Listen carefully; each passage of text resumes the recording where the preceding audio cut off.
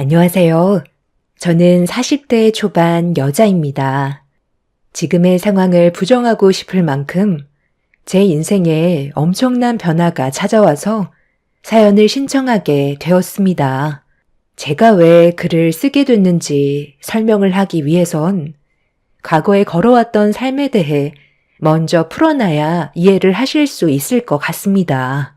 그때 제 나이가 아마 초등학생이었을 거예요. 좋지 않은 가정 환경 속에 자라왔던 저는 매일같이 부모님께서 싸우는 모습을 보면서 자라왔었고, 그날을 잊을 수 없었던 건 아빠가 엄마에게 이혼을 하자는 말을 꺼냈었어요. 엄마는 아빠와 절대로 이혼할 수 없다면서 끝까지 붙잡으려 했지만 결국 두 분은 서로 남이 되어 버렸죠. 저는 차라리 잘 됐다고 생각했었어요. 매일같이 서로 싸우면서 집안의 물건을 집어 던지는 아빠가 보고 싶지 않았었거든요. 엄마는 항상 아빠에게 당하면서도 붙잡으려 했던 이유는 전부 저 때문이라고 했었어요. 아빠 없는 가정 환경에서 자라게 하고 싶지 않아 끝까지 버티려고 노력을 했었지만 끊임없이 퍼붓던 아빠의 무력적인 행동들은 엄마가 포기하게 만들었어요. 나중에 알게 된 사실이지만 아빠에게는 다른 여자가 있었고 그 여자와 살림을 차리기 위해 떠나게 된 거였죠. 엄마는 그런 아빠의 배신에 땅을 치며 오열을 하셨고 저와 단둘이 남겨진 상황 속에 엄마는 평소에 하시던 일을 그만두시고 좀 더 많은 돈을 벌고 싶으셨는지 낮에는 주무시고 밤에 출근을 하셨어요. 짙은 화장과 진한 향수 냄새는 제 코를 자극했고 그런 엄마의 모습을 보고 있던 저는 항상 불안한 마음이 들었습니다. 아빠와 이혼을 하시곤 매일같이 술에 쩔어 사시던 엄마는 어느 날 아침 일찍부터 저를 데리고 어디론가 향했어요. 영문도 모른 채 따라간 곳은 이 세상에 태어나 처음으로 가보게 된 놀이공원이었죠. 혼자가 되시고 밤마다 술집에서 일을 하시던 엄마는 그동안 놀이공원도 함께 오지 못해 항상 마음에 걸렸었다며 미안함을 표현하셨어요. 그렇게 하루 종일 엄마와 처음으로 즐거운 시간을 보내고 늦은 저녁 시간이 되자 저에게 가방 하나를 사주셨어요. 그리고 그 안에 먹을 거와 여러 가지 학용품들을 함께 넣어주셨죠. 엄마는 항상 가난하게 살면서 제대로 챙겨주지 못했던 게 너무 마음이 아팠다면서 가방이 터질 정도로 학용품을 넣어주신 뒤 제 손에 구겨진 10,000원 몇 장을 쥐어 주셨습니다. 그런 엄마의 돌발 행동을 이해하지 못한 저는 일단 주는 대로 받았었어요. 그리고 엄마는 저를 데리고 회전목마가 있는 쪽에 줄을 세웠고 엄마의 웃는 모습을 보면서 행복했던 저는 기분 좋게 회전목마에 올라탔어요. 저는 그날 엄마와 앞으로 단둘이 행복하게 살고 싶었어요. 저도 열심히 공부해서 고생하시는 엄마의 짐을 하루라도 빨리 덜어드리고 싶었습니다. 하지만 엄마와 놀이공원을 갔던 그날이 저에겐 행복한 기억이 아닌 2번 다시 기억하고 싶지 않았던 날로 머릿속에 자리 잡혀 버렸습니다. 회전목마가 움직이기 시작했고 한 바퀴를 돌 때 엄마에게 손을 흔들면서 즐거워하고 있었는데 2바퀴를 도는 순간 엄마가 서 있던 자리에 다른 사람들이 있었고 엄마는 어디로 가셨는지 어디에도 보이지 않았어요.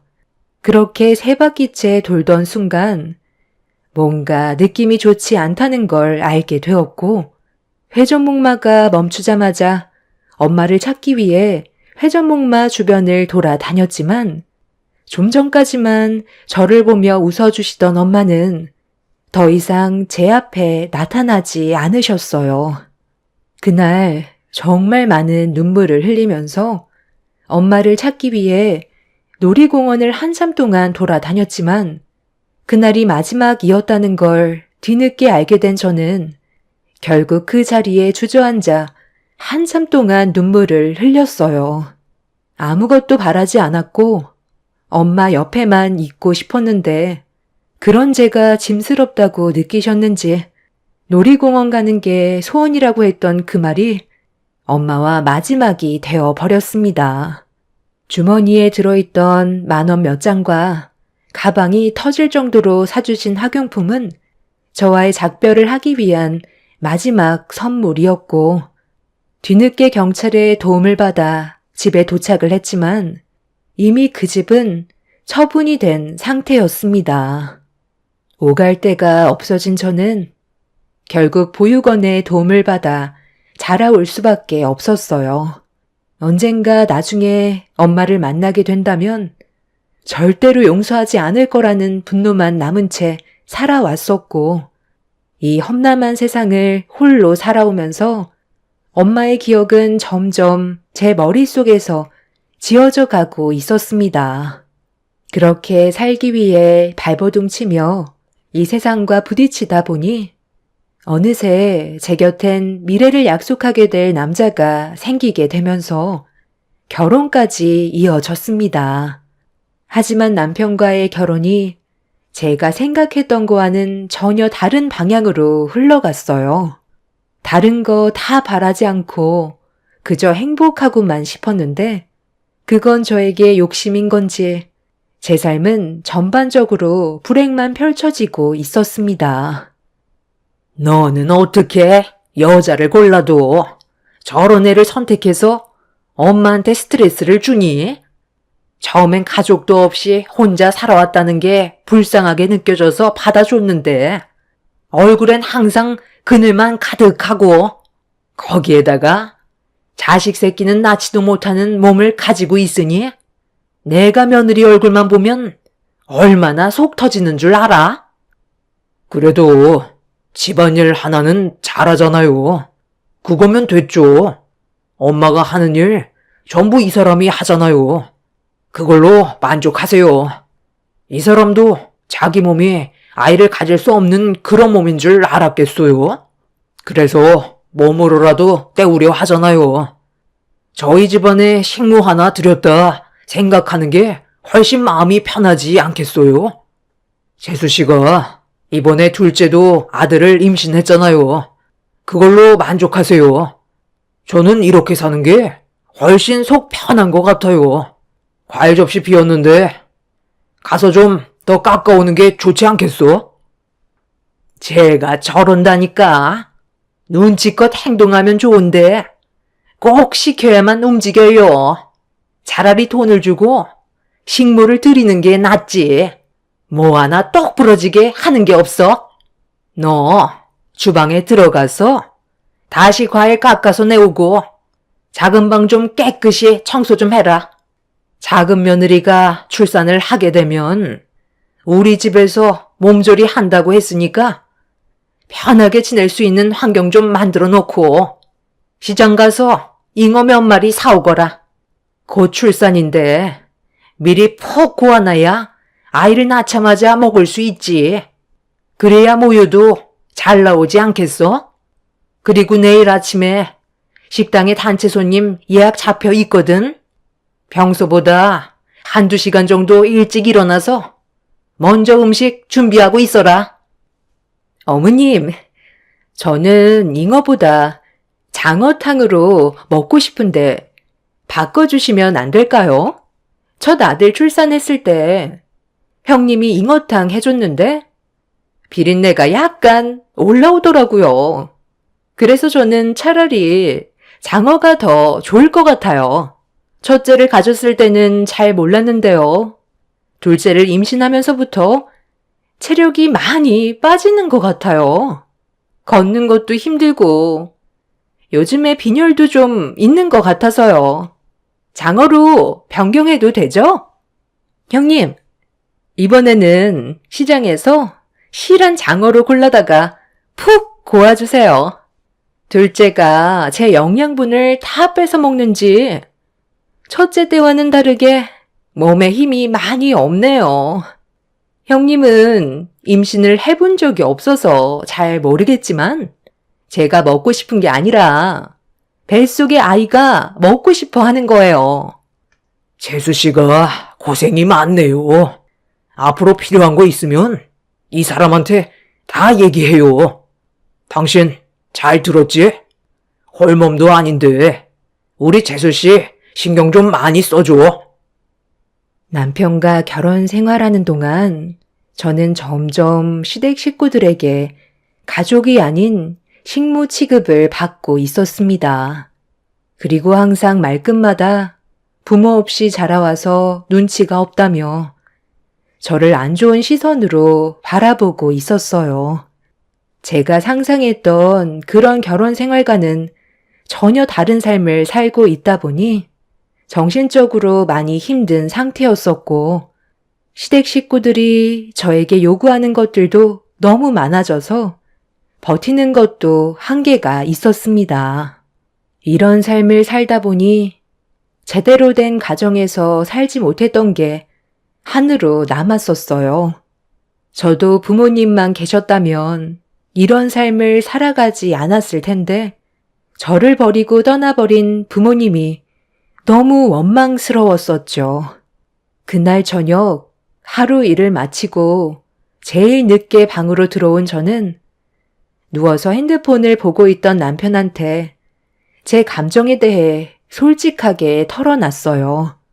혼자서 감당해야 되는 것들이 너무 많아 지쳤다고 대화를 시작했습니다. 참네.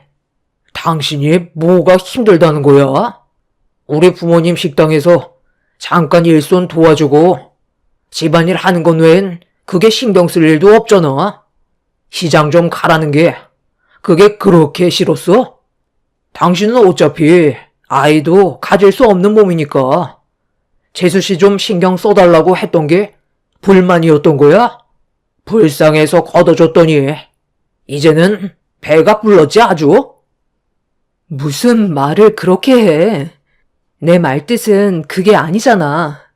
동서가 임신했다고 이러는 줄 알아? 나에게도 숨을 쉴 수 있는 시간을 달라는 거잖아. 이럴 거면 나랑 왜 결혼을 한 거야? 좀 전에 식구들 다 모여 있을 때 나한테 식모라고 했던 말, 그건 정말 너무한 거 아니야? 나는 당신의 아내이지 이 집안에 일을 하러 들어온 사람이 아니야. 그래, 나도 알고 있어. 당신이 내 아내라는 거 알고는 있지만 가사를 안 하는 건 아니잖아. 그래서 식모라고 얘기한 것 뿐인데 뭐가 문제인 건데? 나도 당신한테는 아내이고 싶고 시부모님께는 며느리로 대우받고 싶은 거지. 식모로 취급받고 싶은 마음은 없다고. 그동안의 결혼 생활이 후회가 될 정도로 매일 생각하는 게 뭔 줄 알아? 이제 그만하고 싶다는 거야. 나 솔직히 과거에 우리 부모님 안 좋게 헤어지시고 혼자가 되었을 때 비록 아이는 없지만 당신이랑 행복하게 앞으로의 인생 살고 싶었어. 이런 식으로 살아갈 줄 알았다면 처음부터 시작도 안 했겠지. 요즘 들어 우리의 결혼 생활을 정리하고 싶다는 생각이 머릿속에서 떠나질 않아. 그만큼 내가 받은 상처가 너무 크고 앞으로의 미래가 보이지 않는다고. 이대로 당신 집안의 식모로 살다간 세상 떠나고 싶지 않다고. 그래서 나랑 이제 그만 이혼이라도 하겠다는 거야? 피는 못 속인다더니 너도 너희 부모랑 다를 게 없네. 이혼하는 모습을 지켜봤으니 너도 쉽게 생각하는 것 같은데 나는 이혼할 생각 전혀 없거든. 내 인생에 흠집 나는 걸 원하지 않아. 이혼남이라는 꼬리표를 달고 싶지 않다고. 나는 뭐 이런 삶을 살고 싶었는지 알아? 재수씨처럼 나도 아이를 가지고 싶었지만 당신 몸이 그러니까 아이는 꿈도 꾸지 못하는 상황이잖아. 내가 당신을 선택한 거고, 당신이 나를 선택한 거야. 그러니까 후회도 자신을 탓하면서 살아. 나도 과거로 다시 돌아가고 싶을 만큼 지금 이런 삶들이 너무 싫다고. 한 번만 더 내 앞에서 한탄하면서 쓸데없는 말을 늘어놓는다면 그땐 지금처럼 말로 해서 넘어가지 않을 거니까 다음부턴 입 조심하는 게 좋을 거야. 알아들었으면 잠이나 자. 제 마음을 조금도 이해해 주려 하지 않는 남편의 모습에 결국 저는 눈물이 왈칵 쏟아지고 말았어요. 남편은 눈물을 흘리고 있는 저를 보면서 한심하다는 눈빛을 보내왔어요. 한 공간에 있고 싶지 않아 저는 그날 정리가 되지 않은 작은 방에 들어가 각방을 쓰면서 차라리 혼자였을 때로 돌아가고 싶어 이혼을 하기로 결심하게 되었습니다. 저는 다음날 새벽 아침 식사를 예약해 놓은 손님들을 위해 일찍 식당으로 들어갔어요. 최대한 좋게 마무리하고 싶어 더 큰 일을 만들고 싶지 않아 일단 일정에 차질이 없이 음식 준비를 하게 되었고 그렇게 정신없이 준비하다 보니 어느새 예약한 손님들이 식당 안으로 들어와 자리에 앉으셨어요. 20명 가까이 되는 손님들은 각자 음식을 주문했고 뒤이어 시부모님이 식당 안으로 들어오셨습니다. 그런데 아침 일찍부터 시모는 뭐가 마음에 안 드셨는지 식당이 떠나갈 정도로 저에게 화를 내셨어요. 2시간 일찍 일어나 새벽같이 나와서 음식을 준비했는데 시모는 손님들을 너무 기다리게 한다면서 너무 늦게 나왔다고 많은 사람들이 보는 앞에서 저를 면박 주셨죠. 손님들은 시모가 저한테 화를 내시는 모습을 보곤 괜찮다고 천천히 음식을 내어줘도 된다며 상황을 진정시키려 했지만 시모의 흥분은 존처럼 가라앉지 않았습니다. 욕을 먹어가면서 음식을 만들다 보니 실수가 터져 나왔고 음식 맛이 일정치 않게 나왔는지 손님들의 표정이 별로 좋지 않았어요. 시모는 손님들의 반응을 살피더니 제가 만든 음식을 맛보시는 순간 음식이 담겨있는 그릇을 제 얼굴에 쏟아 버리셨어요. 이딴 걸 지금 음식이라고 손님들께 내어준 거야? 얘가 지금 정신을 어디다 두고 음식을 만드는 거야? 내 아들한테 이혼하자고 통보했다며? 그래서 지금 막 나가도 된다는 거니? 첫 손님이 얼마나 중요한지 알면서 음식을 이따위로 만들어? 네가 이런 식으로 행동을 하는데 내가 순순히 이혼시켜 줄 것 같아? 어머님이 오시자마자 저를 다그치고 정신없게 하셔서 문제가 생긴 건데 왜 제 탓을 하세요? 2시간 일찍 일어나 손님들을 위해 최선을 다해 음식을 준비하고 있었다고요. 음식 맛에 문제가 생긴 건 어머님 탓도 있는 거예요. 제가 많이 부족하다고 생각하시면 어머님도 일찍 나오셔서 같이 음식하셨으면 이런 문제가 생겼겠어요? 제 탓을 하기 전에 어머님 먼저 되돌아보세요. 저 이제 더 이상 못하겠어요. 어머님 며느리로 생활하고 싶지 않다고요. 새벽같이 나와서 힘들게 음식 준비를 했지만 좋은 말을 듣기는커녕 아침부터 배 터지게 욕만 먹다 보니 더는 아무것도 하고 싶지가 않았습니다. 그래서 앞치마를 풀고 식당을 뛰쳐 나가려는데 그 순간 저와 손님이 부딪히게 되었고 들고 계셨던 음식 접시가 제 옷으로 전부 다 튀었습니다. 손님은 저에게 죄송하다며 옷에 묻은 음식을 닦아주려 했지만 시모에게 이미 너무 큰 상처를 받았던 터라 음식이 몸에 쏟아진 건 아무것도 아니었어요. 그렇게 식당을 뛰쳐나와 눈물을 흘리면서 생각 없이 걷다 보니 놀이터 앞에서 멈추게 되었고 조용한 구석자리에 앉아 제 삶을 한탄하며 원망했어요. 태어나는 순간부터 지금까지 살아온 인생이 순탄치도 않았고 항상 높은 벽을 넘어야 되는 장애물이 끝없이 펼쳐져 있는 것 같아 더는 살고 싶지가 않았습니다. 그렇게 하염없이 눈물을 흘리며 세상을 원망하고 있었는데 좀 전에 제 몸에 음식을 쏟으신 손님이 저를 따라왔는지 옆에 서선 말을 건네셨어요. 대화할 기분이 아니라서 자리를 피하려 하는데 세탁비라도 드리겠다며 계좌번호 좀 알려달라고 제 손목을 잡았습니다. 모자를 깊게 눌러 쓰고 선글라스를 끼고 있던 손님은 제 손목을 꽉 잡고 있었어요. 저는 집에 가서 대충 손빨래하면 된다며 괜찮다고 했지만 손님은 마음이 불편해서 세탁비를 드려야겠다고 고집을 부리셨습니다. 제가 계좌번호를 알려드리지 않으면 끝까지 따라오실 것 같아 어쩔 수 없이 건네주신 쪽지에 계좌번호를 적어 드렸어요. 쪽지를 건네받으신 손님은 그제서야 저를 놓아주셨고 그렇게 집으로 돌아가 짐을 챙기고 있었는데 시모가 들어오시자마자 제 머리채를 잡곤 바닥으로 강하게 패대기 치셨어요. 네가 지금 나랑 한번 해보겠다는 거지? 그동안 마음에 안 들어도 데리고 살아주니까 간땡이가 부었니? 시애미가 얘기하는데 감히 식당에서 뛰쳐나가?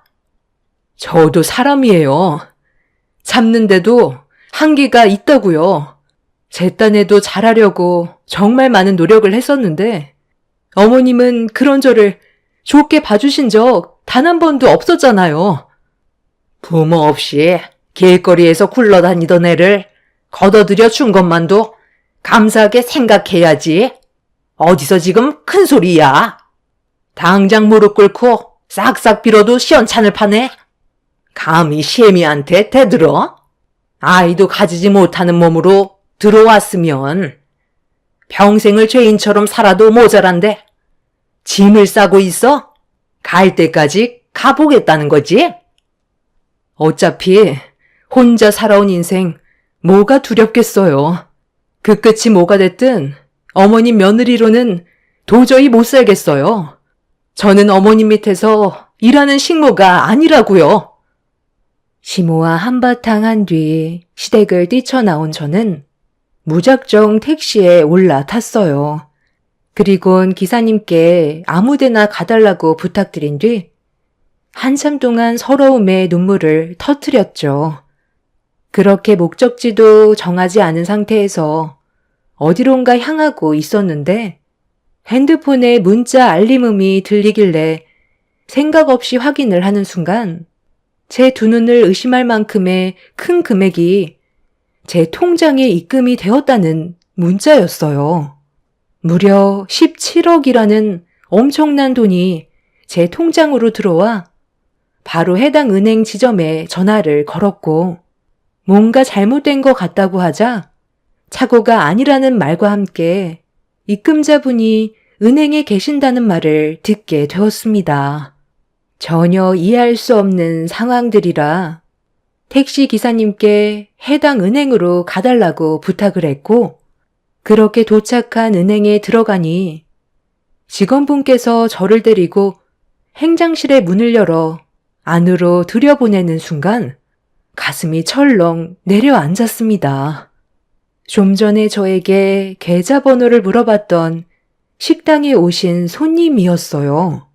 푹 눌러쓴 모자와 선글라스를 착용하셨던 그 손님이 저를 바라보며 선글라스를 벗는 순간 가슴이 철렁 내려앉았고 심장박동수가 빨라지면서 숨이 가빠지고 있었습니다. 저와 마주한 손님은 다름 아닌 초등학생 때 놀이공원에서 저를 버리고 떠나신 엄마였어요. 아니, 당신이 어떻게 여기에 있는 거죠? 왜 갑자기 제 앞에 나타난 거예요? 그때 저를 놀이공원에 버리고 왜 이제야 나타나서 지금 뭐 하는 짓이냐고요? 설마 이깟 돈으로 당신의 잘못을 용서받으려는 건 아니죠? 이딴 돈 필요 없으니 당장 가져가세요. 저한테 접근할 때부터 뭔가 이상하더니 결국 이런 거였어요? 당신이 나를 버려놓고 이제 와서 왜 다시 제 앞에 나타났는지 모르겠지만 저는 당신을 마음속에서 지워버린 지 오래라고요. 저기요, 입금된 돈 이거 취소해 주세요. 미안하다. 그때는 나도 어쩔 수가 없었어. 너도 알겠지만 내가 제정신이 아니었다고. 무슨 말을 해도 변명으로 들리겠지만 엄마는 단 한순간도 너를 잊은 적은 없었다. 그때 놀이공원에서 너를 두고 온 날부터 편하게 살았던 적은 없었어. 엄마도 살고 싶었어. 이런 지긋지긋한 삶에서 벗어나고 싶었는데 술집에서 일하던 어느 날 돈 많은 사람을 만나게 되었고 애 딸린 이혼녀인 줄도 모르고 결혼하자는 말에 내 인생이 피게 될 것 같아 그런 결정을 내렸던 거야. 당연히 너한테는 100번, 1000번 잘못한 일이고 엄마로서 절대로 해선 안 될 행동이었지만 그땐 엄마도 너무 힘이 들었었나 봐. 그래서 어떻게든 자리를 잡으면 다시 너를 데려오려 했었는데 갑자기 해외로 떠나야 되는 일이 생겨서 너를 찾지 못하고 급하게 해외를 떠날 수밖에 없었어. 금방 돌아올 줄 알았는데 시간이 이렇게 흘러버렸고 지금에서야 수소문 끝에 네가 살고 있는 곳을 알게 된 거야. 정말 미안하다. 엄마로서 너한테 못할 짓을 했구나. 우리 다시 시작할 수 없을까? 그때도 멋대로 행동하시더니 지금도 변하신 건 전혀 없으시네요. 이깟 돈으로 제 마음을 다시 되돌릴 줄 아셨나 봐요. 아무리 돈이 많은 남자가 좋다고 해도 어떻게 놀이공원에서 저를 버리고 갈 수가 있어요? 회전목마 탔을 때 당신 눈빛이 이상하긴 했었는데 저를 버릴 거라곤 정말 상상조차 하지 못했었어요. 회전목마에 올라타서 좀 전까지 당신한테 손짓을 했었는데 2바퀴가 도는 순간 내 눈앞에서 사라졌다고요. 그날 놀이공원 전체를 돌아다니면서 얼마나 찾아다녔는지 알아요? 그때 당시 제가 눈물을 흘리면서 당신을 애타게 찾고 있었다는 거 알고 있었죠? 분명 제 주변에 있었는데 나타나지 않았잖아요. 미안하다. 엄마도 살고 싶었어. 네가 나를 애타게 찾으면서 눈물을 흘리고 있었는데 차마 발이 떨어지지 않았어. 그렇게 되면 그 사람을 놓치게 될 테고 그럼 또다시 시궁창 인생을 살면서 나는 술집에서 남들에게 웃음이나 팔며 살아갔었겠지. 최대한 빨리 돌아오려고 했어. 너무 늦게 와서 정말 미안하다. 도대체 저를 왜 이 세상에 태어나게 해서 이런 불행한 삶을 살아가게 만든 거예요? 통장에 있는 돈 도로 가져가시고 다시는 내 앞에 나타나지 마세요. 제 나이 40대가 되어서야 엄마의 얼굴을 다시 마주했을 때 보고 싶었다는 마음보단 원망스러웠던 마음이 더 컸는지 그동안 힘들었던 모든 삶들을 엄마한테 전부 토해냈어요. 그런 저를 보면서 엄마는 눈물을 흘리며 미안하다는 말만 반복을 하셨죠. 더는 이기적인 모습을 보고 싶지 않아 은행을 나가려고 몸을 돌렸는데 사람 인생 왜 이렇게 순탄하지가 않는지 제 팔을 붙잡으면서 가지 말라고 애원하셨던 엄마가 갑자기 쓰러지셨습니다. 그리고 병원에 입원한 엄마는 제가 생각했던 거와 다른 사람이었어요. 그동안 잘 살아왔을 줄 알았는데 저를 찾아온 이유가 위암 말기 판정을 받아 앞으로 살 날이 얼마 남지 않았다는 걸 알 수 있었죠. 건강한 모습으로 나타나신 것도 아니고 이 땅에서 살아갈 날이 몇 달밖에 안 남았다는 말에 또 한 번 제 가슴을 무너뜨리게 만들었습니다. 병실에서 깨어나지 못하고 계신 엄마의 몸은 상당히 심각했어요. 의사는 걸어 다니실 몸이 아닌데 외출을 하신 것도 이해 불가라면서 앞으로 병실에만 누워 계셔야 한다는 말을 듣게 되었습니다. 그렇게 몇 시간 뒤에 정신을 차리신 엄마는 제 얼굴을 보자마자 눈물을 흘리셨어요. 그리고 저에게 건네주신 17억이 엄마의 전 재산이라는 걸 알 수 있었습니다. 엄마가 암에 걸려 상황이 힘들어지자 함께 결혼 생활을 이어가셨던 그분이 다른 사람과 살림을 차렸다는 걸 뒤늦게 알게 되셨고 그 일로 인해 이혼을 하고 위자료를 받은 거였어요. 엄마도 그동안 여러 가지로 갈등이 있어 보였습니다. 저를 버렸는데 다시 아이를 가져서 키우고 싶지 않았고 그런 상황이 지속적인 문제가 생기게 되었던 거죠. 이것 말고도 엄마 또한 말 못할 힘든 일들이 있어 보였고 위암 말기 판정이 내려지자 배우자분께선 엄마를 가차없이 내친 뒤 새 살림을 차린 거였어요. 또다시 혼자가 된 엄마는 저를 찾기 위해 국내로 오신 거였고 사람을 찾는 업체를 알아봐 도움을 받아 제가 살고 있는 곳을 알아낸 거였어요. 그리고 지금 현재 저는 엄마 곁에서 시간을 보내고 있는 중입니다.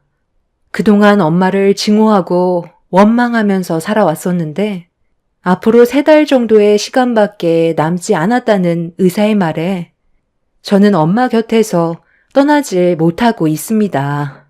솔직히 그동안 원망을 하면서도 엄마가 보고 싶었어요.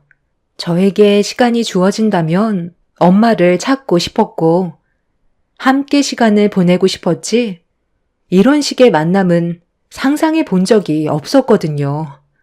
저를 버리고 떠났으면 잘 먹고 잘 살면 될 것이지 왜 하필 위암 말기로 찾아오셔서 저를 힘들게 하는지 모르겠어요. 남은 시간을 어떻게 활용해야 될지도 모르겠고 이런 상황 속에 남편과는 이혼을 준비 중입니다. 엄마의 존재를 알게 된 시댁 식구들은 엄마한테 남겨진 재산이 없는지 물어보면서 뜯어낼 게 없는지 살펴보고 있는 중입니다. 하루라도 빨리 남편과 이혼을 하고 엄마 곁에서 남은 시간을 보내고 싶어요. 그리고 그동안 함께하지 못한 시간을 보내고 싶습니다. 전륜을 끊어낼 수 없다는 말을 저는 이제야 알 수 있었어요. 엄마를 원망하면서도 항상 마음 한편에는 몸 건강히 잘 지내고 계시는지 궁금했었고 그리웠던 것 같아요. 비록 과거의 선택이 옳지는 않았지만 지금 현재 엄마와 다시 만나 시간을 보낼 수 있는 거에만 집중하려고요. 엄마와 마지막 순간을 후회 없이 보내고 싶어요.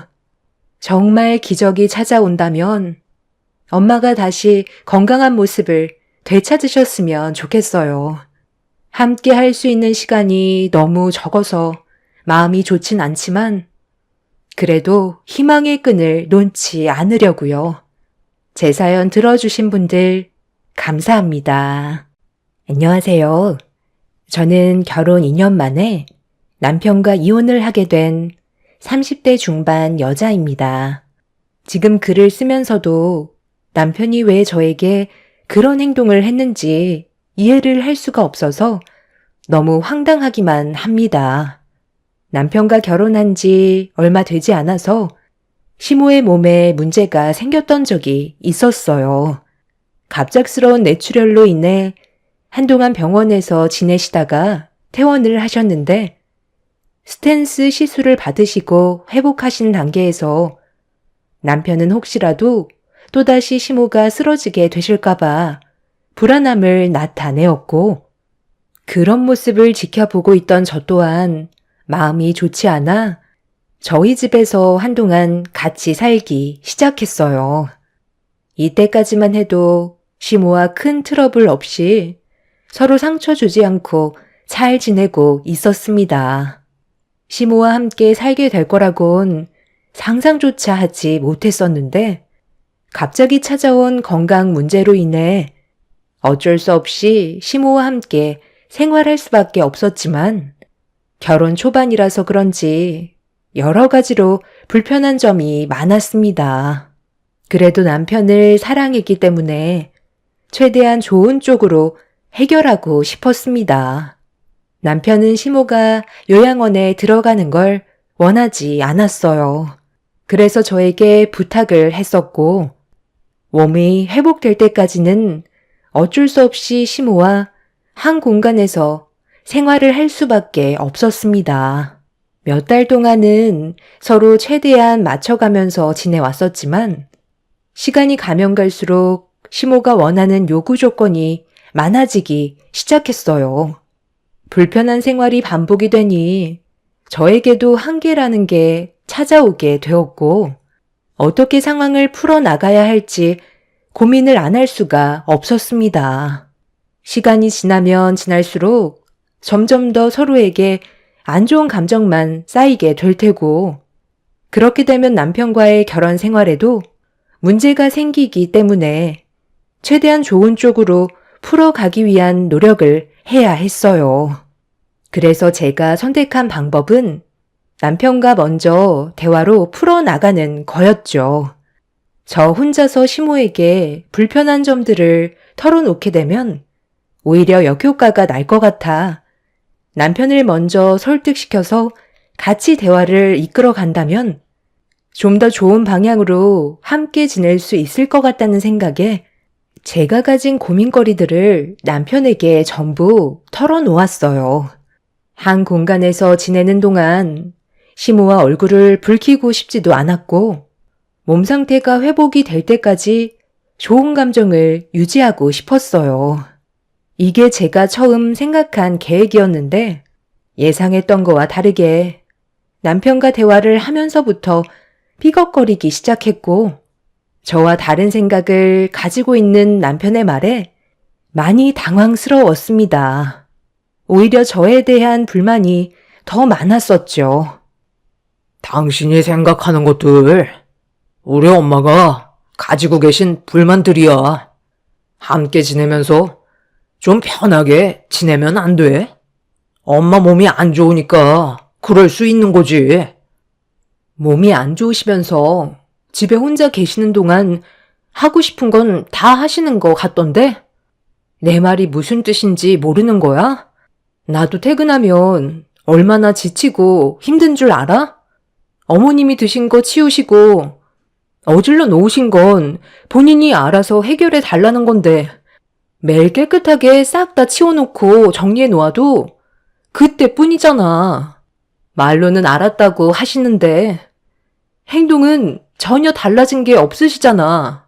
당신이 나를 도와주지 않아서 잘 모르겠지. 내가 퇴근하고 들어오면 방 안으로 쏙 들어가신 뒤 나오지 않으시는데 그게 왜 그런 줄 알아? 집을 돼지우리처럼 지저분하게 만들어 놓으셔서 그래. 과자를 드셨으면 쓰레기통에 넣으면 되는 거고 냉장고에서 음식을 드셨으면 다시 냉장고에 도로 넣으시면 되는 거지. 여기저기 전부 다 꺼내놓고 바닥에 다 흘리시곤 손가락 하나 까딱하지 않으시잖아. 집에 들어올 때마다 내가 얼마나 경악하는지 알아?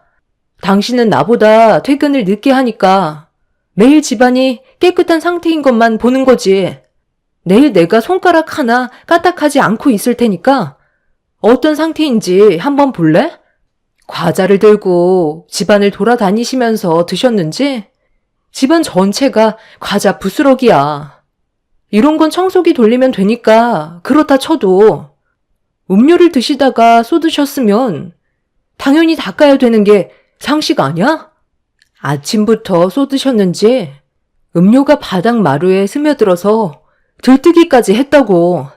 이 집이 내 명의로 되어 있으니까 막 써도 된다고 생각하시는 건지 도저히 이해할 수가 없어.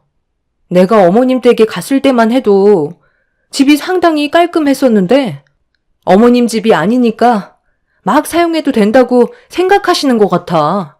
하루 이틀도 아니고 계속 이런 문제가 생기니까 당신한테 내가 불편하게 느낀 점에 대해 털어놓은 거고 같이 해결하자는 건데 어떻게 당신은 나를 이상한 사람 보듯 쳐다보고 있어? 이런 걸 내가 이해하길 바라는 거야? 내가 손가락 하나 까딱하지 않을 테니까 당신이 한번 해볼래? 뭘 그 정도 가지고 그래? 그럼 우리 엄마가 집에서 아무것도 건들지 않고 가만히 계시라는 거야? 생활하시다 보면 그럴 수도 있는 거지. 그리고 뇌출혈 수술 받아서 아직까지 몸이 정상이 아니신데 당연히 여러 가지로 문제가 생길 수도 있는 거지. 몸이 온전하셨으면 그런 행동을 하셨겠어? 그냥 좋게 넘어가자. 건강 되찾으시면 다시 집으로 돌아가실 텐데 그때까지 그냥 당신이 좀 이해할 순 없는 거야? 이런 불만을 나한테 털어놓으면 내가 가서 왜 집안을 개판으로 만들어 놓고 생활하시냐고 당신한테 욕을 한 바가지 얻어먹어서 기분이 안 좋다고 뭐라고 해야 당신 마음이 편할 것 같아? 내가 그러길 바라는 거야? 내 말 뜻을 이해하지 못하는 거야? 나 혼자 말씀드리면 기분 나빠하실 수 있으니까 당신이 상황을 좋게 만들어달라고 부탁하는 거잖아. 왜 내 입장을 고려해주지 않는 건데? 어제는 내 드레스룸에 들어오셔서 속옷을 전부 다 밖으로 꺼내 놓으셨더라고. 이것저것 착용해 보셨는지 전부 헤집어 놓으셨는데 그것도 아무 말 하지 않고 참고 있었어. 그런데 어제 세탁기에 뭐가 있었는지 알아?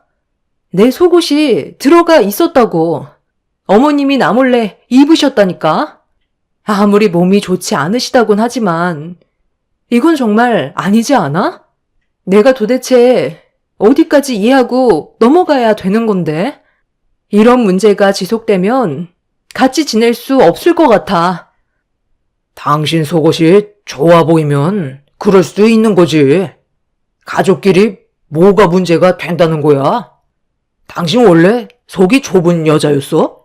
나는 모든 걸 다 이해해 줄 거라 생각했는데 그게 아니었나 보네. 이런 대화 나누는 것 자체가 당신이랑 나와의 관계에 금이 갈 수 있다는 거 몰라? 이 집이 당신 거라고 더 그러는 것 같은데 이건 아니지 않아? 남편과는 조금도 대화가 통하지 않았어요. 오히려 저를 더 이상한 사람 취급하면서 이해할 수 없다는 표정으로 바라보고 있었죠. 제가 잘못한 게 있으면 충분히 받아들이겠는데 몇 번을 다시 생각해봐도 저는 잘못한 게 없었습니다. 시모의 생각 없는 행동들로 인해 부부관계에 문제가 생겼고 제가 받은 상처와 서운한 감정은 쉽게 풀리지 않고 있었죠. 남편은 저와 나눴던 대화를 조금도 거르지 않고 시모에게 그대로 옮겨서 일러 바치듯이 얘기했어요. 생각이 있으면 최대한 좋게 해결 볼 수 있게 해야 되는 건데 제가 가지고 있던 불만을 하나도 빠짐없이 그대로 전달해 주었죠. 결국 시모는 기분이 상하셨는지 저를 부르셨어요. 내가 몸이 안 좋아서 너희 집에서 지내는 건데 그게 그렇게 마음에 안 들었니? 몸이 좀 불편하다 보면 지우지 못할 수도 있는 거고 속옷도 여유분이 없다 보니까 몇 개 좀 사용한 것 뿐인데 그게 그렇게 싫었던 거야? 다시 세탁기에 돌리면 되는 건데 내가 더럽게 느껴졌었나 봐. 너희 집에 지내는 것도 눈치 보이는데 이런 취급 받으면서 살 바엔 차라리 세상 떠나는 게 속 편하지. 강서가, 엄마, 더는 살고 싶지 않다. 그냥 너희 아빠 따라가는 게 좋았을 뻔했어. 아유, 엄마, 무슨 말을 그렇게 하세요? 엄마까지 세상 떠나면 앞으로 저는 어떻게 살아가라고요? 이상한 생각 절대 하지 마세요.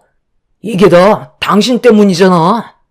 그냥 좀 좋게 봐주면 되는 거지. 꼭 그런 식으로 말을 해야 됐어? 우리 엄마가 상처 받았잖아.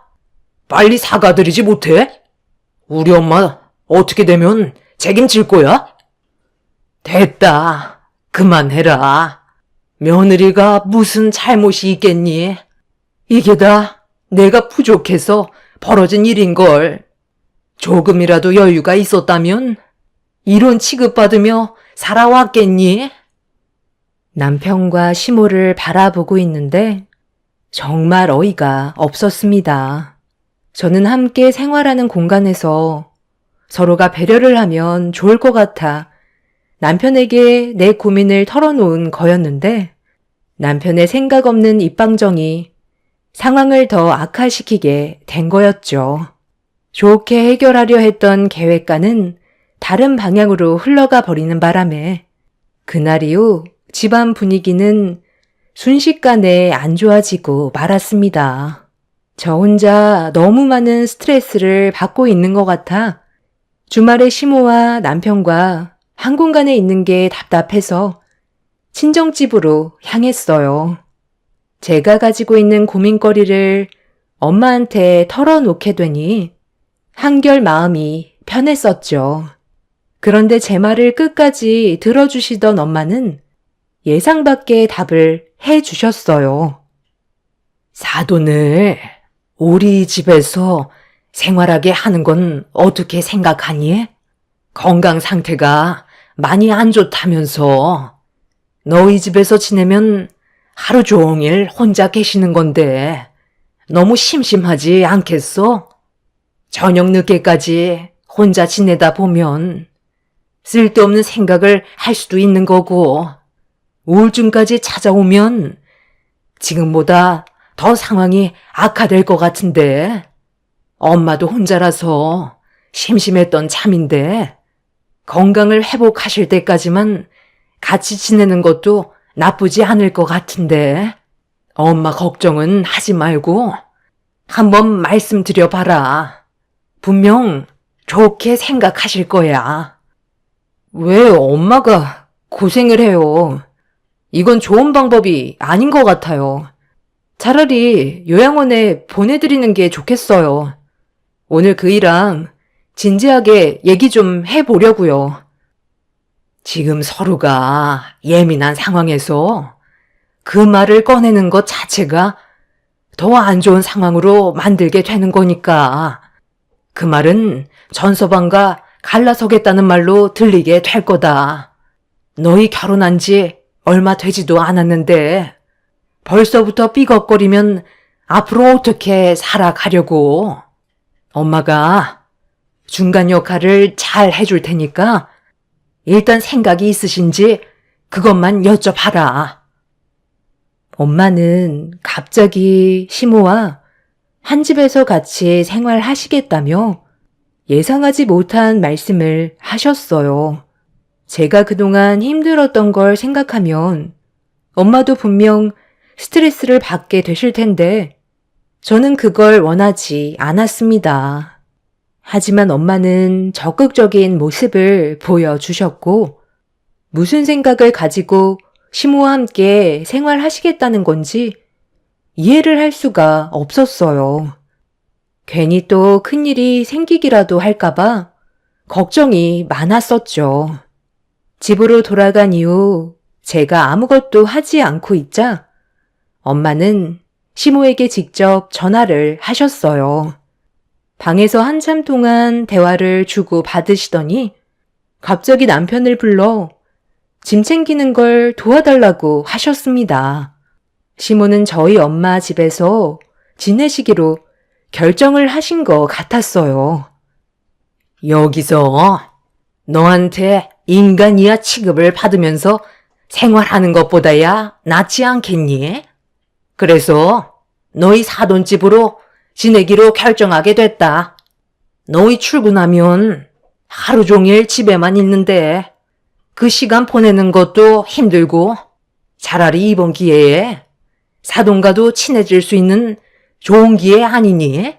네가 무슨 생각하는진 알겠는데 별일 없을 거니 걱정 안 해도 된다.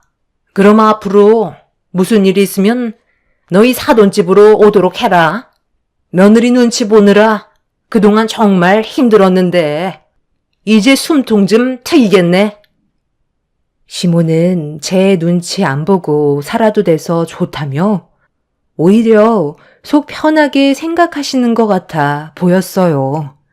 몸도 어느 정도 괜찮아진 것 같아 보이는데도 시모는 집에 안 들어가시고 왜 저희 엄마 집에서 생활하시려는 건지 이해할 수 없었습니다.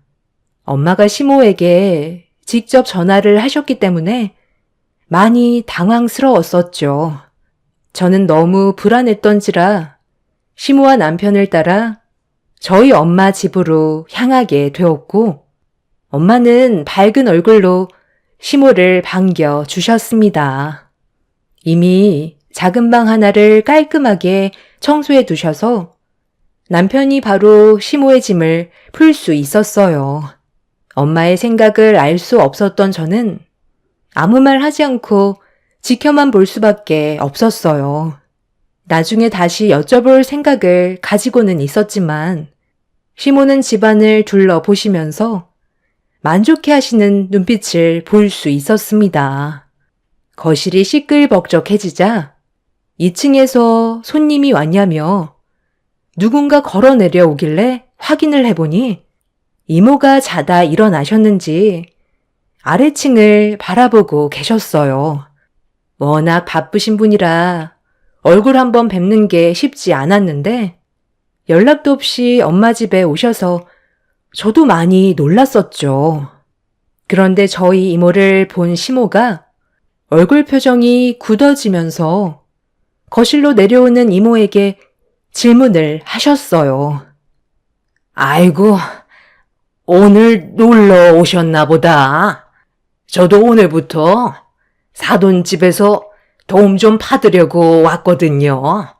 제가 갑자기 뇌출혈이 와서 수술을 받았는데 회복하는 기간이라 혼자서 집에 있는 게 불안해서 며느리한테 도움을 받고 있었거든요. 그런데 며느리 집에서 지내는 게 쉽지 않다 보니 고민을 하고 있었는데 사돈이 마침 제 마음을 알고 계셨는지 저를 도와주신다고 하셔서 오늘 오게 됐거든요. 혹시 얼마나 계실 생각이세요? 저는 사돈과 단둘이 있게 될 줄 알고 온 거거든요. 네. 제가 동생 집에 있는 게 많이 불편하신가 보네. 걱정 마세요. 잠깐 얼굴 보러 온 거라 그 집에 갈 거거든요. 지금 혼자서 지내다 보니 심심해서 온 것뿐이에요.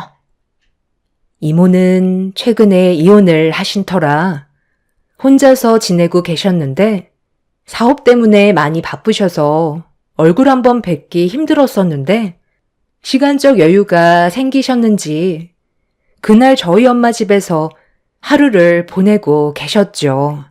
시모는 이모가 곧 가실 거라는 말에 굳어졌던 표정은 다시 밝아졌고 엄마는 시모가 오신다고 저녁상까지 차려 놓으셨습니다. 이모는 저희 가족의 시간을 방해하고 싶지 않다며 나중에 시간 될 때 다시 보자고 서둘러 나가셨어요. 워낙 바쁘신 분이시라 전화가 끊임없이 울리고 있었죠. 시모는 주방에 차려진 음식들을 보고 입을 다물지 못하셨어요. 저희 집에 계실 때와는 전혀 다른 음식들로 준비가 되어 있어서 상당히 만족해하고 계셨죠.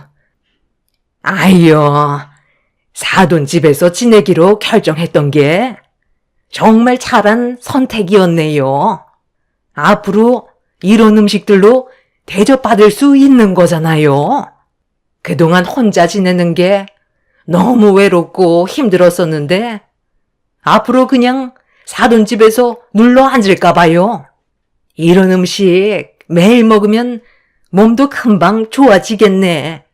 며느리는 나보고 맨날 집안을 쓰레기장 만들어 놓는다고 화만 내던데 이 나이 먹고 며느리한테 욕먹는 게 얼마나 서럽던지 그동안 며느리 집에 있으면서 정신적으로 너무 힘들었다니까요. 앞으로의 생활이 기대가 되네요. 네, 준비한 것도 없는데 맛있게 드세요. 하루빨리 건강을 되찾으셨으면 좋겠네요. 그리고 제 딸이 사돈한테 악한 마음으로 그런 건 전혀 아니니까 이해해 주세요. 장모님, 이 사람이 그동안 저희 엄마한테 얼마나 눈치를 줬었는데요. 저한테 쉬지 않고 불만을 털어놓는데 기분이 정말 안 좋았었다니까요. 어머, 내가 뭘 눈치를 줬다고 그래. 당신도 어떤 상황이었는지 뻔히 알면서 그런 말이 나와? 이상한 사람 만들지 말고 밥이나 먹지 그래? 사돈, 저거 봐봐요. 하늘 같은 자기 남편한테 대드는 거 보면 지금 둘 사이가 어떤지 아시겠죠? 이게 맞는 거예요. 마음 같아선 한 소리 하고 싶은데 오늘 사돈이 저를 위해 신경 써주신 거 생각해서 정말 많이 참고 있는 겁니다. 사돈은 멀쩡한데 며느리 너는 왜 그 모양이니? 매사가 항상 불만투성이야? 엄마는 시모의 거침없는 말에 미소만 띠고 계셨어요. 제 속이 끓고 있는데도 엄마가 힘들게 음식하신 걸 생각해서 꾹 눌러 참고 있었죠. 그렇게 힘든 시간을 보낸 뒤 남편과 저는 집으로 돌아왔어요. 이미 서로가 안 좋은 감정 상태였기 때문에 집안에서는 침묵만 흐르고 있었고 저희 부부 관계는 좀처럼 좋아지지 않았습니다. 제가 잘못한 건 없기 때문에 먼저 손을 내밀 이유가 없었고 남편이 손을 내밀어도 화해하고 싶은 마음도 없었죠. 그렇게 며칠의 시간 동안 저와 남편은 틈날 때마다 친정집에서 각자의 엄마를 살폈습니다. 저에게 말은 안 하셨지만 시모 때문에 상처를 받으셨을까봐 엄마의 얼굴을 예민하게 볼 수밖에 없었죠. 며칠간 신경 쓸 만한 문제는 없었는데 주말에 친정에서 시간을 보내는 동안 엄마가 잠깐 지인을 만나러 간다며 외출을 하신 사이 시모가 저를 부르셨어요. 별로 대화하고 싶지 않았지만 그래도 무슨 말씀을 하시려는 건지 드러나 보려고 자리에 앉았고 뒤이어 남편도 시모 옆에 앉았습니다. 너도 알다시피 내 몸이 조금씩 좋아지고 있기는 한데 그래도 사돈이랑 한 공간에 사는 게 마음이 편한 건 아니잖아. 저번에 너희 이모님이 사돈집에 오셨을 때 대충 들어보니 혼자 살고 계신 것 같은데 이참에 너희 사돈이 네 이모네로 거주지를 옮기는 건 어떻게 생각하니? 네 이모님이 자주 찾아오셔서 상당히 불편한데 이참에 이 집에서 내가 살고 사돈이 네 이모네로 옮기면 좋지 않겠소? 내가 이렇게 얘기하는 건 너도 좀 거들어 달라는 거야. 내 말 무슨 뜻인지 알지? 네? 뭐라고요? 저희 엄마 집을 어머님한테 드리라고요? 저희가 왜 그렇게 해야 되는 건데요? 어머님 집 있으시잖아요. 몸도 좋아지셨으면 그만 댁으로 돌아가시면 되잖아요.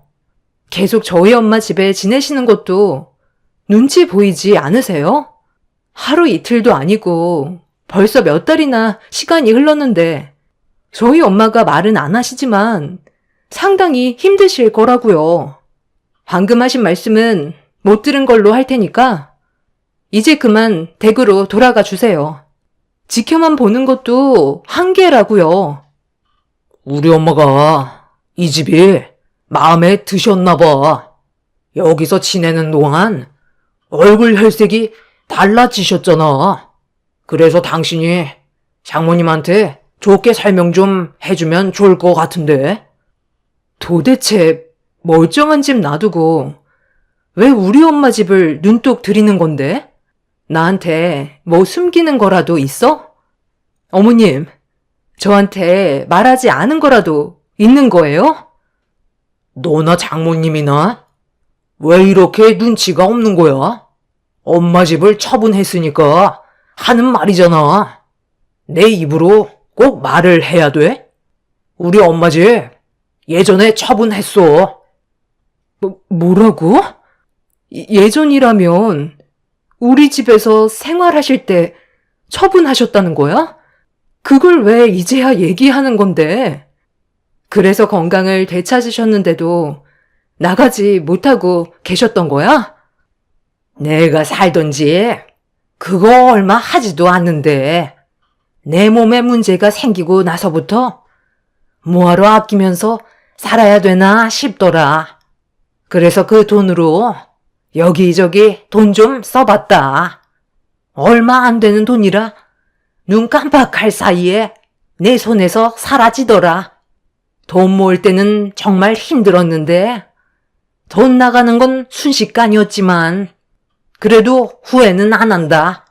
그냥 여기저기 투자도 좀 해봤는데 나는 그런데 안 맞는지 돈을 전부 다 탕진했지만 내가 갈 곳이 있으니까 걱정할 필요가 없더라고.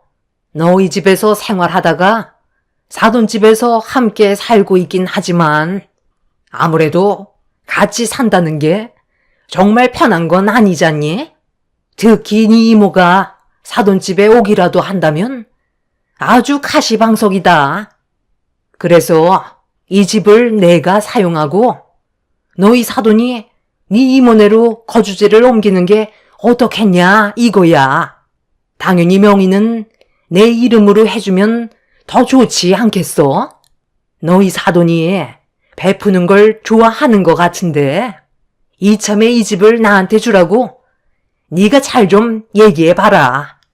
그럼 내가 앞으로 너를 내 친딸처럼 대해주도록 하마. 엄마, 이 사람이 그렇게 꽉 막힌 건 아니라서 장모님한테 좋게 얘기해 줄 테니까 너무 걱정 마세요. 장모님이 이 큰 집이 뭐가 필요하겠어요. 그럼 엄마가 안방 쓰시고 저랑 이 사람은 저기 작은 방에서 생활하면 되겠네요. 그리고 지금 살고 있는 집은 처분해서 해외여행 한번 간 것도 나쁘지 않겠어요. 당신 생각은 어때? 정말 어이가 없어서 말도 안 나오네. 어머님, 제 입에서 무슨 말이 나오길 기대하고 있으세요? 돈 한 푼 없이 저희 엄마 집에 얹혀 사시는 것도 모자라 이제는 아예 이 집을 통째로 달라고요? 아니 어떻게 염치가 없어도 이렇게 없을 수가 있어요? 사람들이 어떻게 감사한 건 생각도 못하고 더 많은 걸 바라는 거죠? 더는 상대할 가치도 없을 것 같으니까 그만 나가주세요. 아니 왜 열을 내고 그래? 서로 좋게 좋게 하자는 건데 싫으면 어쩔 수 없는 거지. 그래도 이왕 말 꺼낸 거 좋은 쪽으로 생각해주면 서로 웃으면서 살 수 있잖니? 당신이랑 어머님이 제 눈앞에서 없어져야 웃으면서 살 수 있을 것 같아요. 저는 더 이상 대화조차 섞고 싶지 않으니까 당장 짐 챙겨 나가세요. 남편과 시모는 얼굴을 붉히면서 오히려 저에게 화를 내고 있었어요. 두 사람 입에서 상상조차 하지 못했던 말들이 나와 입을 다물지 못했고 더는 상대할 가치가 없다고 생각했었습니다. 한도 끝도 없이 배려해 주니까 더 많은 걸 바라는 시모와 남편의 행동에 치를 떨었죠. 더는 참을 수 없어 시모와 남편과 한바탕 하고 있는데 그 사이 엄마가 들어오셨어요. 제가 열을 내고 있자 엄마는 무슨 일이냐며 물어보셨고 좀 전의 상황을 전부 설명을 드리게 되었죠. 엄마는 묵묵히 들으시더니 다시 현관문을 여셨고 누군가에게 들어오시라며 집 안으로 건장한 남자 몇 명을 부르셨습니다. 그리고 엄마는 메고 계셨던 가방을 거실 테이블 위에 올려놓으셨어요. 그리고 건장한 남자들은 갑자기 남편과 시모에게 수갑을 채웠고 순간 당황한 남편과 시모는 뭐 하는 짓이냐고 발버둥치고 있었어요. 저도 놀라서 무슨 일이냐며 여쭤보니 엄마는 가방을 뒤집어 물건을 쏟아내셨습니다. 그 안에서는 온갖 금품들이 쏟아져 나왔어요. 충격적이게도 엄마가 외출을 한 사이 시모는 남편을 불러 친정에 있던 금품들을 금은방에 가지고 가 처분을 하고 있었죠. 엄마는 좋은 마음으로 시모의 건강을 생각해서 잠깐 동안 같이 지내고 싶어 하셨는데 시모는 저희 엄마 집에서 다른 생각을 가지고 계셨던 거였죠. 그리고 시모는 혼자서 저지른 게 아닌 남편과 함께 엄마의 금품을 털었던 거였어요. 시모와 남편이 잡히게 되었던 건 충격적이게도 엄마의 금품을 처분했던 금방이 이모부가 운영하시던 금방이었어요. 이 사실을 전혀 몰랐던 시모는 엄마의 금품을 처분했던 거였죠. 엄마가 가지고 계셨던 금품들의 대부분은 이모부 금방에서 구입한 것도 있지만 이모부가 선물해 드렸던 것들도 있었기 때문에 시모와 남편이 범행을 저질렀다는 걸 알 수 있었습니다. 이 소식을 듣게 된 엄마는 잠깐 외출을 한다는 핑계로 이모부한테 어떤 상황이었는지 전부 다 설명을 드린 뒤 경찰서에 신고를 한 거였어요. 결국 시모와 남편은 범행을 인정했고 저는 너무 큰 충격을 받아 그 자리에서 결혼을 끝냈습니다.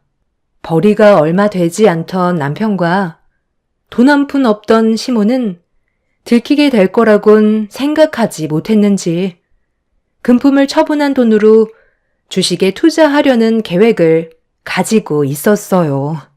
그 전에 막아서 다행이었지만 너무 큰 충격을 받았던 터라 저는 남편의 뺨에 손을 올려붙이고 말았습니다. 뒤늦게서야 시모는 잘못을 인정하고 용서를 구했지만 저희 가족은 이미 시모를 용서해줄 마음이 없었습니다.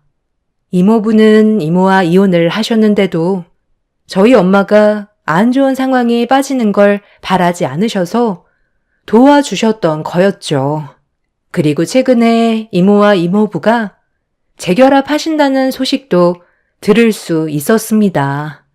이 일이 있고 난 이후 시모와 남편은 현재 법적 처벌을 받기 위해 소송 중에 있습니다.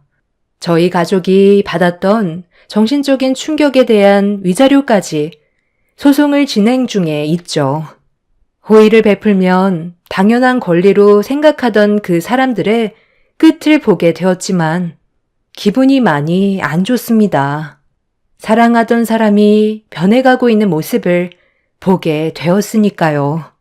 앞으로 그 사람들이 정신 차리고 살아갈지는 모르겠지만 자신들이 뭘 잘못하며 살아왔는지 조금이라도 느꼈으면 좋겠어요. 결혼 생활한 지 얼마 되지 않아 그 사람들에게서 빠져나온 것만도 감사하게 생각하며 살아가려고요. 제 사연 들어주신 분들 오늘 하루도 행복하세요.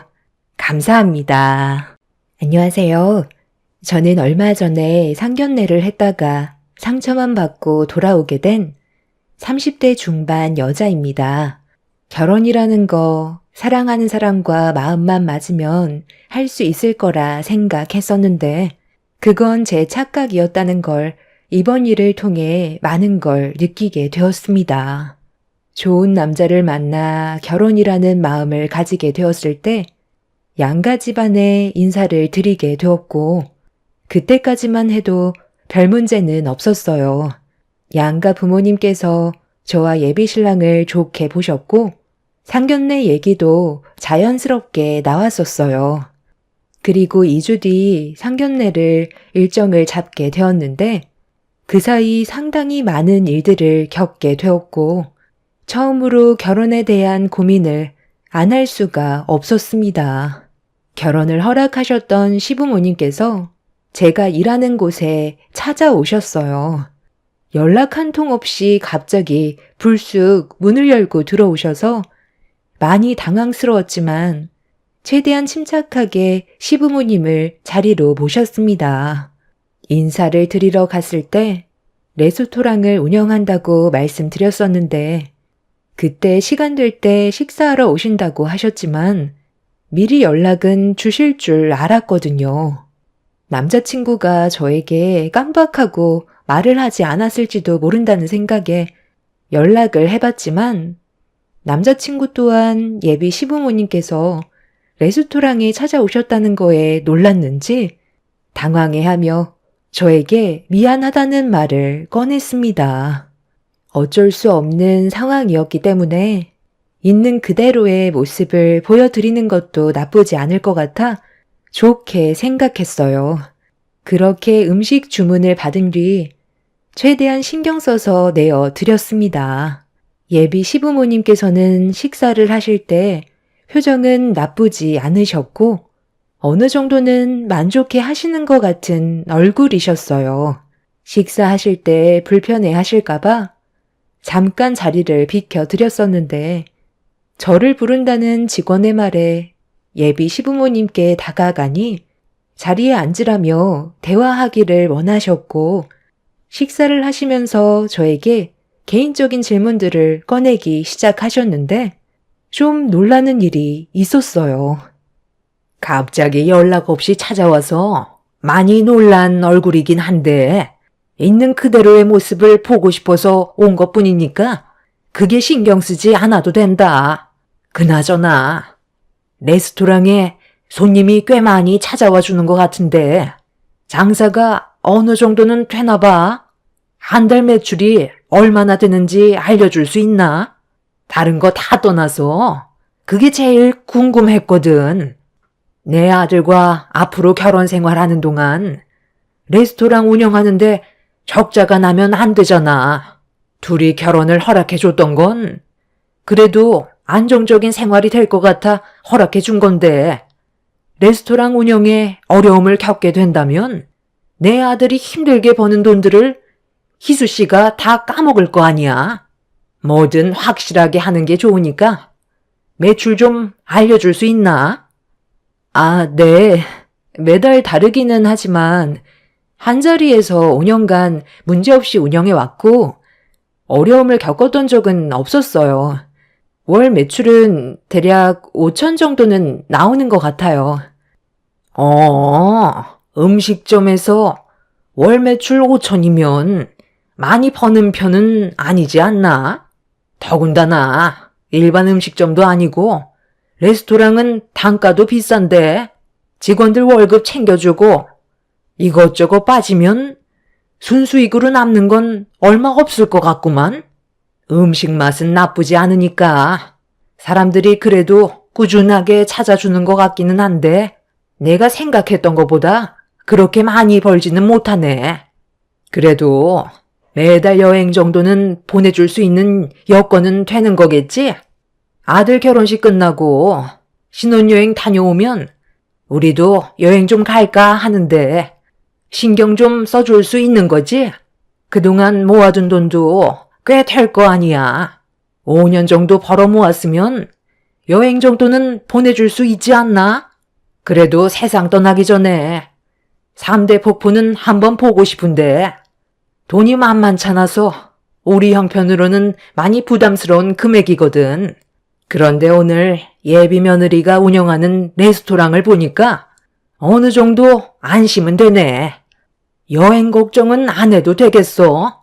이 정도면 그래도 가고 싶은 데는 다 갈 수 있을 것 같은데.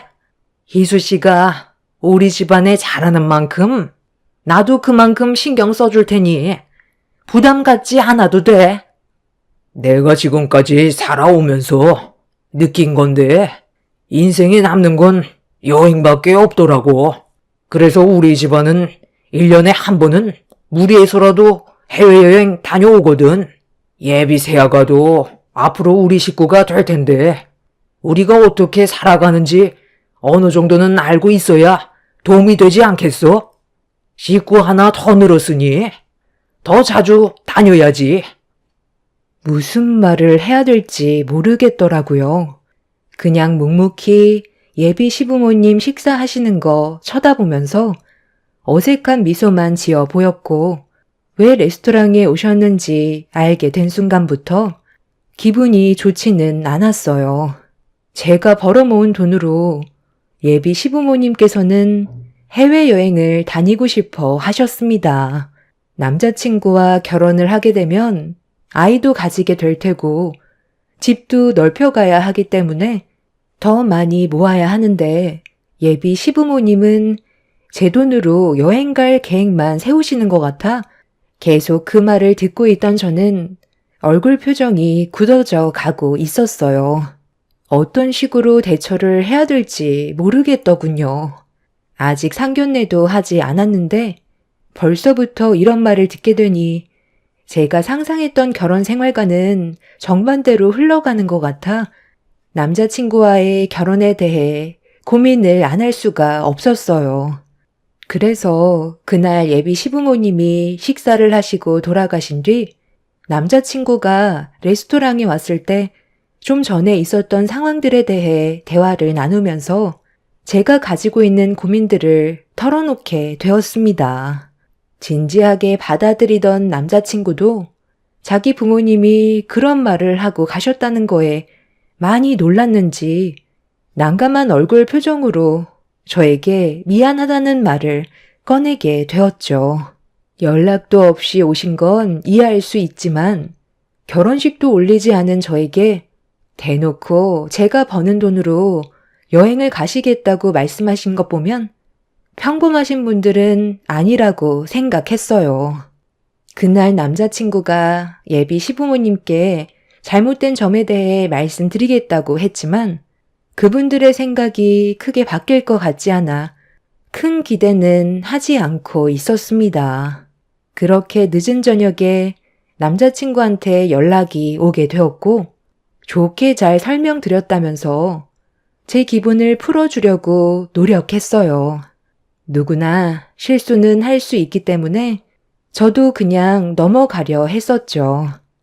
그런데 며칠 뒤 예비 시모가 저에게 연락을 하셨고 오래 붙잡지 않는다고 잠깐 얼굴 좀 보자고 하시길래 근처에 계신다는 말에 약속 장소로 나가게 되었는데 그날도 예비 시부모님이 함께 계시더라고요.